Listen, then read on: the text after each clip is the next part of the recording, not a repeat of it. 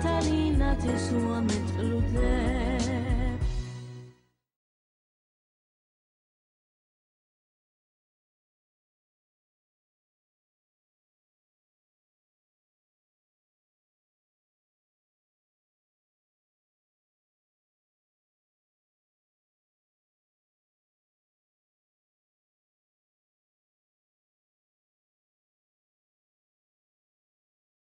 Biex nirritornaw daqsxejn għal Mitluq fadal l-aħħar storja palmat fl-introduzzjoni ġifieri ftit momenti ilu napprezza jekk it-tfal għal din l-istorja ma jkunux preżenti, hija storja totalment li ħadbiddillek ħajtek jekk inti tisma' u taqra dan li ħanajt. Ftit tal-ġimgħat ilu tista' tgħid il-ħajja lek sabiħa għax tintaqa' ma' ħafna nies li jbidlulek ukoll ċertu perspettiva li għalkemm tkun qed taħsibha ġifieri tkun konxju tagħha. Isek tikkonferma meta tintaqa' ma' xi ħadd li jkun iħaddan l-istess beliefs li għandek inti. U ntqajt ma' raġel partikolari u dan ir-raġel irrakkuntali l-istorja tiegħu. Hija twila u nħeġġiġkom biex tisimgħu l-istorja li ħatibdissa. Meta twelidt kienet is-sena 1966. Missieri kien għadu lanqas biss għalaq l-20 sena. U lill-ommi għadni sal-lum ma nafix. Missieru kellu biss 16 sena, kien għadu tifelu, aħseb u għara kif kien ser nexxili irabbi lilu waħdu. Pero missieri prova xorta waħda, kien gburi ħafna jirrakkonta kif kien jitmani ċereali meta kont għadni tarbija. Pero wara ftit ta' żmien, missieri nduna li ma setax irabbini waħdu u spiċċaj ġo foster home il-Kanada. Il-foster homes ta' barra ħafna drabi, speċjalment dak iż-żmien, kienu jaċċettaw li jrabbu tfal ta' ħaddieħor għal flus biss. U tfal bħali, dik kienet l-unika għażla għax lili ħadd ma ridni. Bejn l-età ta' 9 xhur u sakemm għalaqt 3 snin, għext ġo 12 dar differenti. Fil-verità kienu jaċċettawni għal flus biss u dan jien kont inħossu. Qabel għalaq 3 snin, kont ma' familja Ungeriża. Niftakar li kienu jlibsuni ħwejjeġ tal-bniet biex ma jonfqux flus għal ħwejjeġ tiegħi. Niftakar nieqisu l-bieraħ liebes biss bikini tal-bniet u ma kellix ġugarelli li normalment jilagħbu bihom is-subien. Din il-familja ddeċidiet li tmur toqgħod pajjiż ieħor. Huma telqu u lili ħallewni waħdi d-dar. U meta waslu n-nies tas-Sigurtà Soċjali sabuni waħdi d-dar b'żewġ basktijiet u rocking horse. Għax dawk kull ma kelli. Dak iż-żmien jien kelli 3 snin. Ftit wara, sa fl-aħħar, sibt familja li rriduni ngħix magħhom u domt ngħix magħhom 9 snin. Għalkemm sibt li kont ser inkun kuntent, ikolli ngħid li ħajti ma' din il-familja partikolari spiċċat qisha xi film tal-biża'. Din il-koppja kellhom kważi 50 sena u kellhom żewġ titfal li kienu ħafna kbar minni.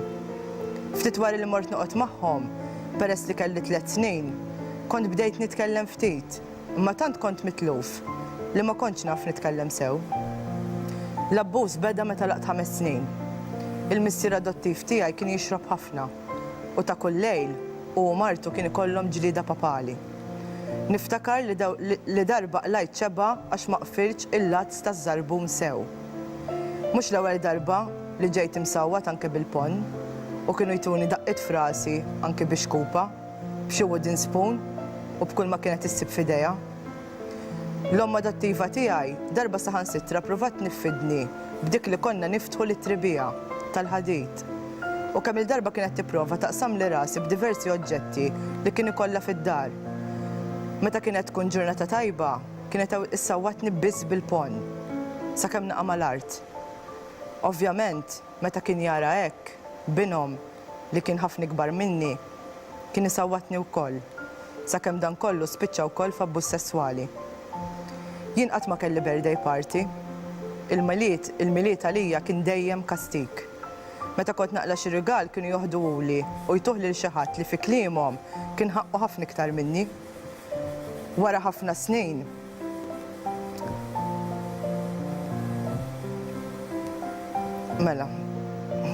wara ħafna snin dawn ir-rigali kont sibthom mitfgħin bla doċċ ġo kaxxa fil-kantina.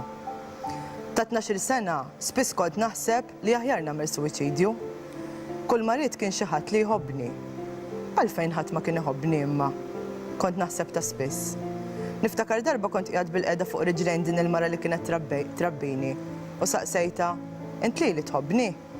Kull marit nisma' kien sempliċement iva. Imma minflok daret lejja u qalt li x'hemm xi tħobb fik, isser saqlem ħankompli nara t-television. Darba fost l-oħrajn kont ħsibt li ħajti ħadd inbidel għax is-servizzi soċjali kienu qaluli li sabu lil missieri. Ir-relazzjoni ta' bejnietna ma rnexxietx u rġajt spiċċajt barra waħdi. Mill-età ta' 12 sa 14 sena dort 12 dar oħra. Għax kienu qaluli li peress li kont sena 15 sena kont wisq kbir biex isibuli home oħra. Li ħadd ma ridni. 14 sena spiċċajt waħdi. Ħajti kienet veru messet il-qiegħ.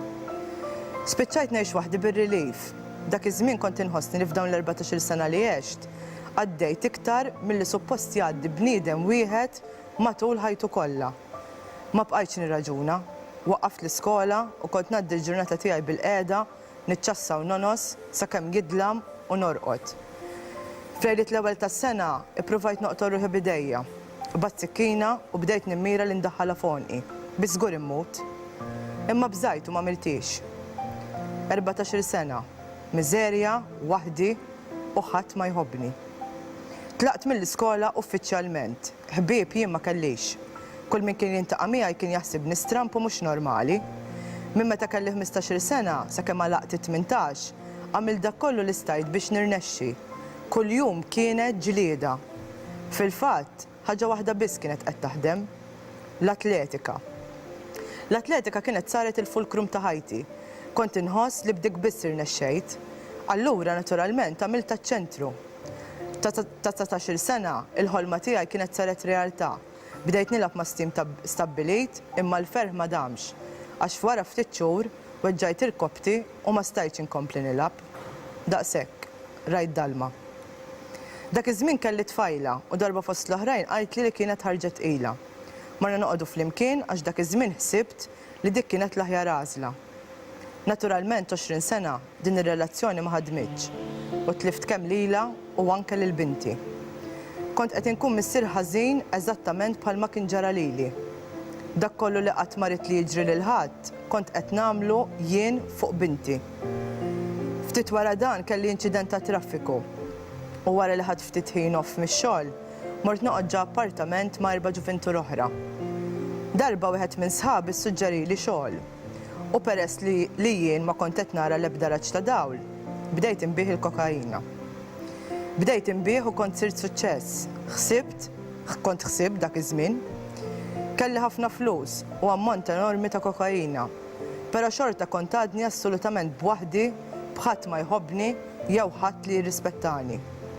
Imma qisu bħal donnu ma kienx jimporta daqshekk għax kelli l-flus. U allura kull meta kont inħossni waħdi, kont nieħu droga. Bil-flus li kelli xtrajt post fejn noqgħod. U malajr rġajt irranġajt ma' binti bil-ħsieb li issa mhux ser ikollna problemi iktar. Imma sa dan l-istadju f'ħajti kont qed nieħu wisq droga u kont inkun mitluf minn sensija spiss. Binti kienet spiss tiġi tħabbat li fuq il-bib forsi niftilha. Xorta kont inħossni vera ddiżappuntat bija nnifsi. Għax jien kont sirt eżattament bħal dawk in-nies li tant bkejt ħabba fihom. Binti ta' persuna f'sensija u responsabbli qabdet lit tifla u telqet il-barra. U jien arġajt spiċċajt waħdi. Dan kien sissa l-ar mument ta' ħajti. Meta kont naħseb li messejt il-qiegħ 14 sena, kont għadni mesperjenzajx dan kollu. Il-flus kont litteralment qed naħraqhom. Lil-familti keċċej tal-bot minni. Flus kienu saru problema ħabba l-vizzju. U allura bdejt inbih ukoll l-affarijiet personali tiegħi. Xi kultant, meta ma kienx ikun fadalli kokaina, kont ninżel mal-art u nfittex. Forsi tkun waqgħet li xi ftit u nkun nista' nieħu minnha għax il-vizzju kien kbir. Però alla volja l-vizzju kien daħal il-ġewwa, meta kont niġi f'sikti, kont ngħid li lil-nifsi irrid nieqaf. Imma ma kontx naf kif. Sakemm darba waħda ma nafx ġara, kien bil-lejl u bdejt inwerzaq kemm nifrilaħ. Rid nieqaf għax kont naf li ħammut. Intfajt f'kamarti, litteralment b'xejn, b'xejn iktar li f'ammont kbir ta' kokaina, xema, imarfa, pinna u riżma karti. U bdejt nikteb. Waqaf nikteb wara 14 siegħa u semmejt kollox. It-tfulija, l-emozzjonijiet, id-diżappunt u l-fatt li kont ġejt irrifjutat minn kulħadd. Però fl-istess ħin ktibt ukoll li x-xurtijat. Fis-sens li xorta kienet fadal li ħajti u għalkemm kienet tidher dalma waħda, kien hemm nies li jgħixu fit-triq bil-ġuħ u waħedhom li kienu qar minni. Fl-aħħar tal-14 siegħa u kif spiċċat lil kokaina, il-karti spiċċaw. Fuq livell metaforiku, qisni ħassejt li x-xjaten joħorġu minni u jinbidlu fi kliem fuq il-karti li kont qed nikteb fuqhom. Ħassejt serħan kbir ġo qalbi, qomt, ħriġt barra minn kamarti u mill-ħajja kera li kont qed ngħix. Ma missejtx gramma droga oħra minn dakinhar. Qatt iktar. Din l-istorja mija ħatħlief ta' John u lil John ħanilqgħu miegħi fl-istudju.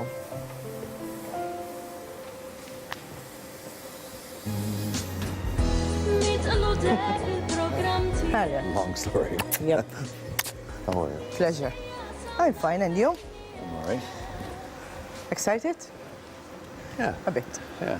It's always a different time to come out and talk about these things, but Let me explain to my viewers. John, għal-kemm huwa Malti, bħalma smajtu fl-istorja tiegħu, għatta ħafna minn ħajtu jgħix barra minn pajjiżna, għalhekk din l-intervista, din ix-sharing experience biex ngħidu hekk, ħassir maġġorment bl-Ingliż, però jiena ħankun qed nittraduċi mill-ħin għal ħin. As you know, I read your story a lot of times. I've translated into Maltese. I smiled while I wrote because I saw a hero laying there. And I know you don't like self-praise, but you are truly an inspiration. And I must really congratulate you for being such an open person and not selfish, to be able to share all this sorrow which turned into such positive things. I would, first of all, I appreciate that a lot. It means a lot to me. And if you're feeling that, and anyone who hears my story is feeling that, then I've done my job. Not the hero part, but the appreciation part. Because telling my story has never really been about attention, more so, or to feel sorry for me, or to disrespect my family, or to have anyone look at what I do in any other way aside from gaining some kind of encouragement or some motivation or some commonality where someone might be sitting at home who have experienced some of the things, all of the things, or more of these things, and might feel that there's hope, that there's possibilities, there's chances, there's tomorrow to change everything. So that's, I always want to make sure that people understand that, you know. Let me translate. Lil John għatlu li waqt li kont qed naqra l-istorja tiegħu li kienet bl-Ingliż, ittraduċejta bil-Malti u qrajtilkom letteralment kif hija miktuba kif kitibha hu. U waqt li qed naqra minflok bkejt għax forsi ħafna minnkom id-dar bħalissa John ma jrid il-ħadd jitħassru. John qiegħed biex jirrakkonta l-istorja ta' suċċess u ta' pożittività għax il-kelma problema ma teżistix imma hemm challenge minn floka u kulħadd għandu għażla li għadha filgħodu ħażin kemm qiegħed ħażin iqum u jbiddel ħajtu. U dak huwa l-messaġġ rridu noħorġu permezz ta' din l-esperjenza ma' John.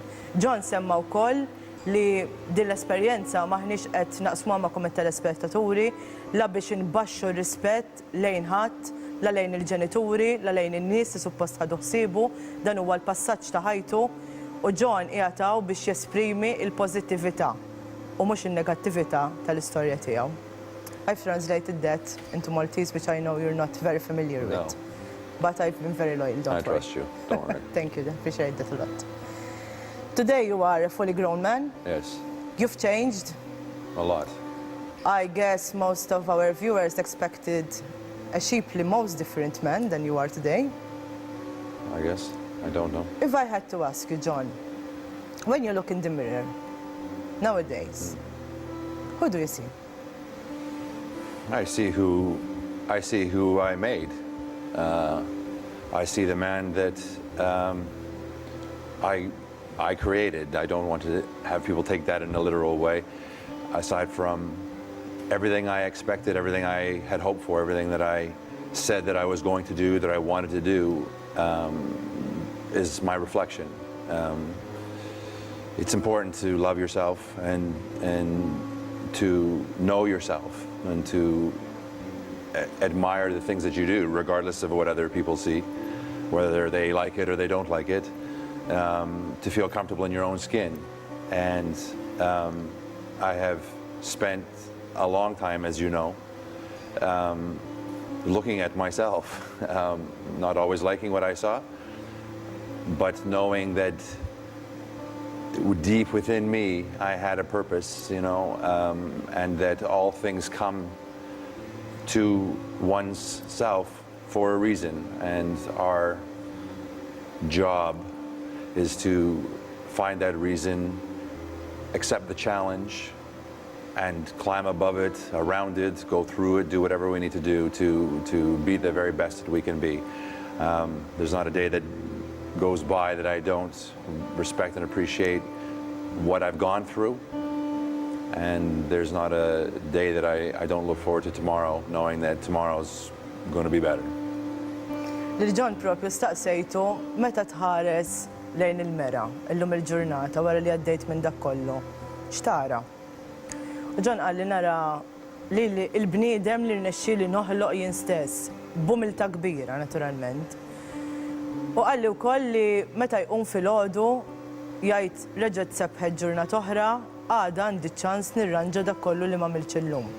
U kif ħanidħlu iktar fid-dettall fuq din l-istorja, il-Ġon stidintu l-ewwel nett għax ispira lili, għax fil-ħajja kulħadd jgħaddi minn dawk il-mumenti fejn ikun hemm xi ħadd li jgħidlu le, inti ma tistax tagħmilha dik il-ħaġa, ipprova jwaqfek.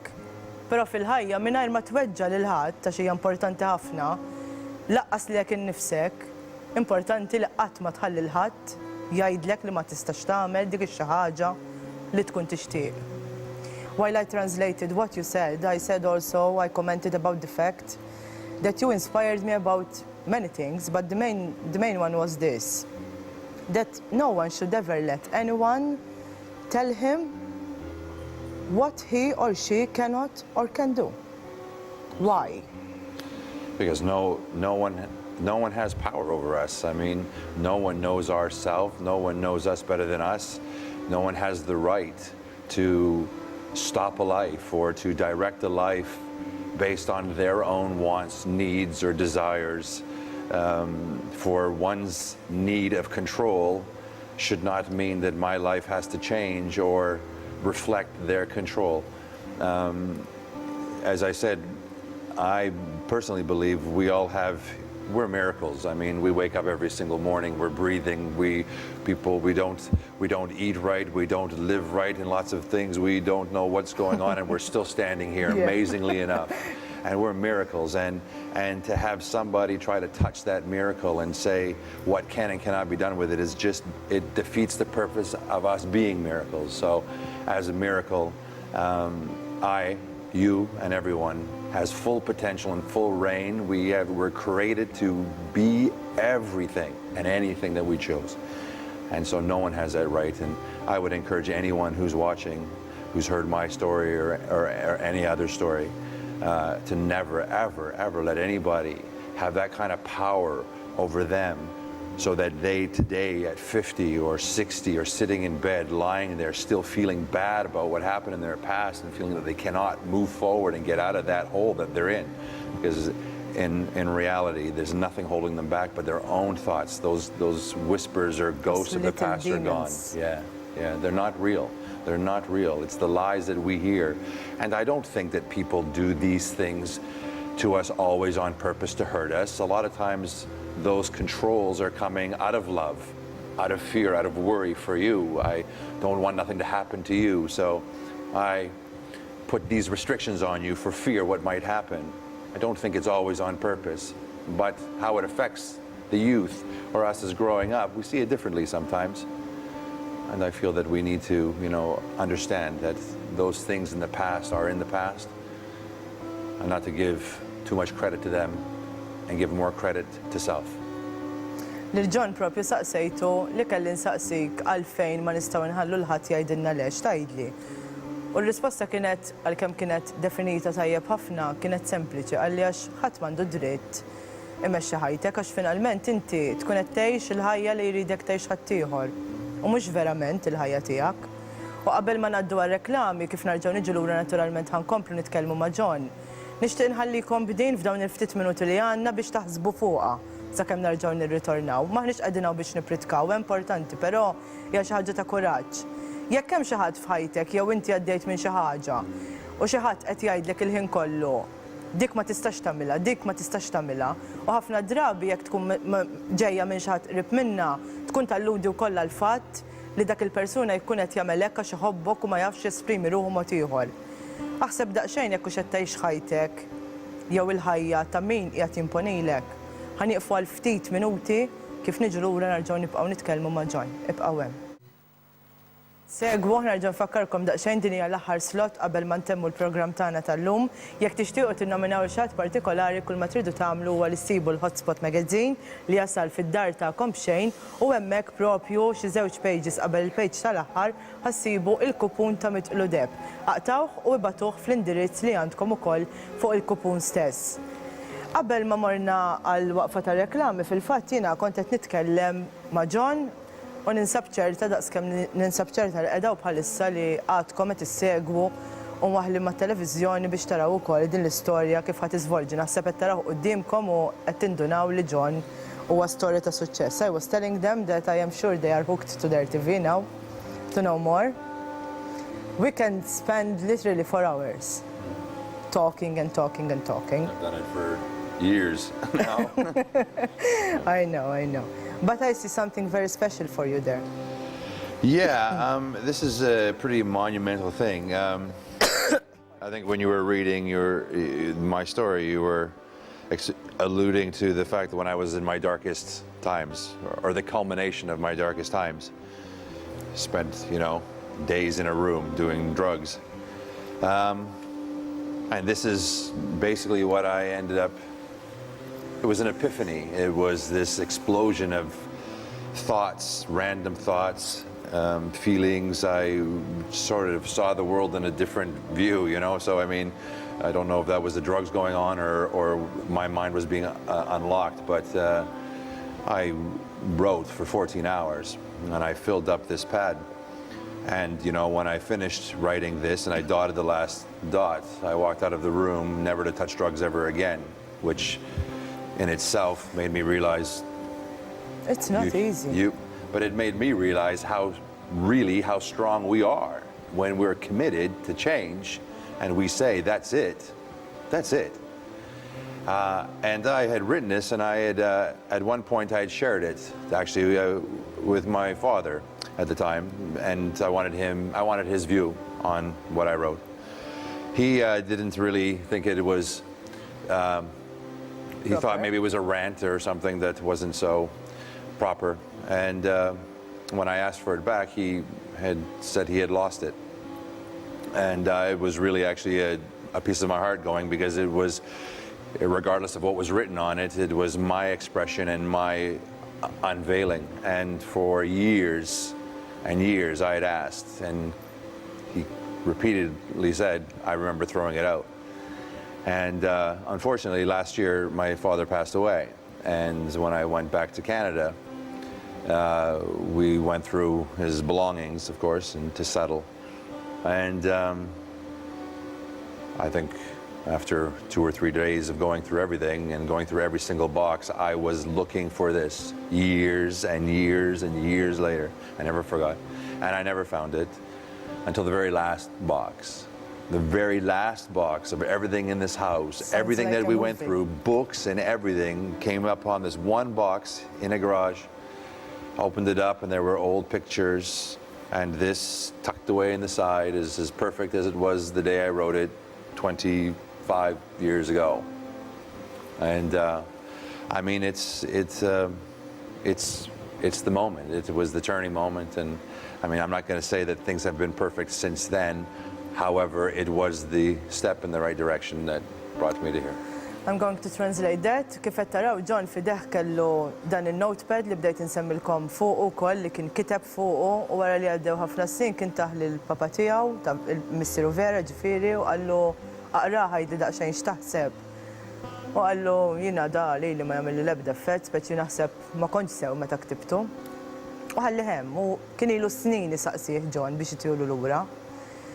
U dejjem jgħidlu għandi kun irmejtu, m'għadux għandi.